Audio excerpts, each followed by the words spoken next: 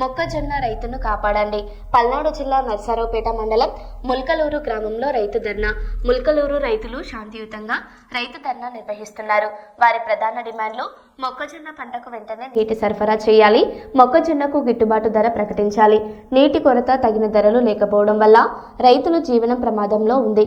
రైతు ఉంటేనే దేశం ఉంటుంది, రైతును కాపాడండి అని అన్నారు.